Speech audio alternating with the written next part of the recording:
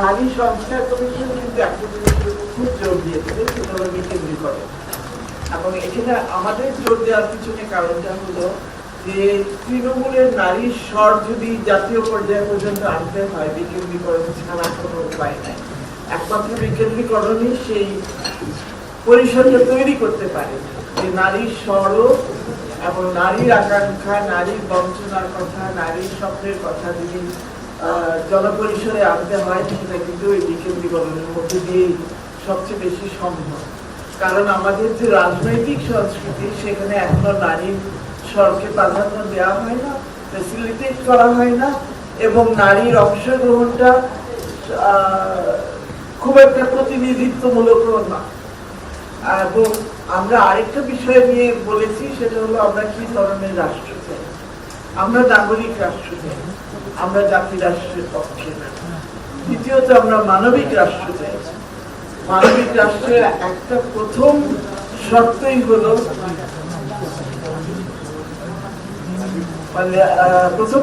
হলো মৃত্যুদণ্ডের বিলুপ্তি, এবং সেটা আমরা পরিষ্কার ভাবে বলেছি। এটা নিয়ে অনেকেই আমাদেরকে বলেছেন সরাসরি বলতে যাচ্ছ কেন, কেউ তো বলে না। তো আজকে 2025 এখনো যদি সরাসরি বলতে না পারি তো কখন পারবো? আমরা মনে করি এটা এখন একটা ঐতিহাসিক সুযোগ অনেক ট্যাবু সাবজেক্টস নিয়ে কথা বলা, এবং আমরা সেটা বলেছি। আমরা যৌনকর্মীদের অধিকারের কথা বলেছি, কারণ যৌনকর্মীরা আমাদের বলেছে যে আমাদের স্বীকৃতি দরকার। কেন দরকার? পুলিশের হাতে রোজ মার খেতে চাই না। ভাসমান যৌনকর্মীরা বলে যে আমার কষ্টার্জিত টাকাটা কে নিয়ে যায়? পুলিশ নিয়ে যায়। আর যারা যৌনপল্লীতে থাকে তার টাকাটা কে নিয়ে যায়? তার কি বলে ম্যাডাম যে তাকে নিয়ন্ত্রণ করে, ফাঁসি, সেই শব্দটাই করছিলাম, যে সে নিয়ে যায়।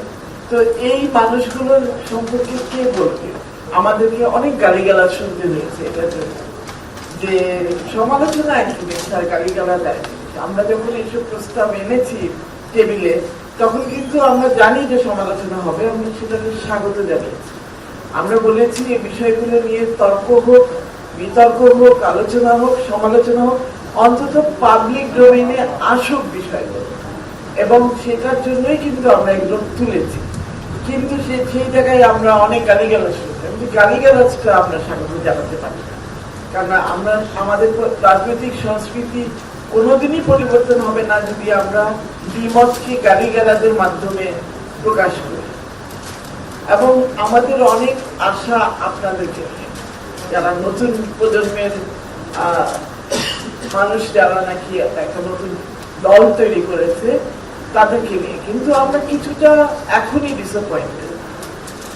তাদের কাছ থেকে হয়তো আমরা বেশি আশা করে ফেলেছি, জানি না, কিন্তু আমরা কিছুটা ডিসঅ্যাপয়েন্টেড যে তাদের কাছ থেকে যে ধরনের সাহসী ভূমিকা এবং যে ধরনের সাহসী বক্তব্য আশা করেছি, এবং মনে করেছি তারা অন্তত যেসব বিষয়ে মানুষ এড়িয়ে গেছে 53 বছর, সেগুলো তারা সামনে আনতে পারবে। কিন্তু সেটা হয়তো আরো সময় লাগবে, আসবে।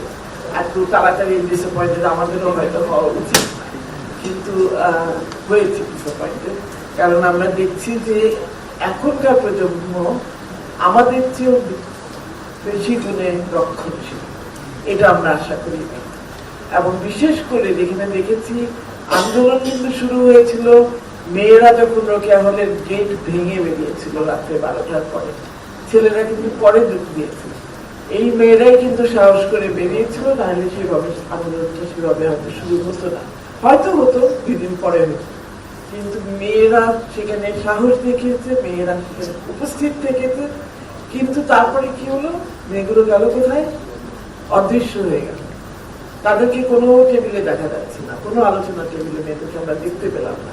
এটা নিয়ে মেয়েরাও ক্ষোভের থেকে একটা সেমিনারও করলো যে গেল কোথায়, নারীরা গেল কোথায়। তো এখন আবার একটু একটু করে দেখছি, এটা আমি নাহিদকে সরাসরি বলেছি যে এটা ঠিক হচ্ছে না, নারীরা কোথায়। তোমাদের থেকে আমরা ভিন্ন আশা করি।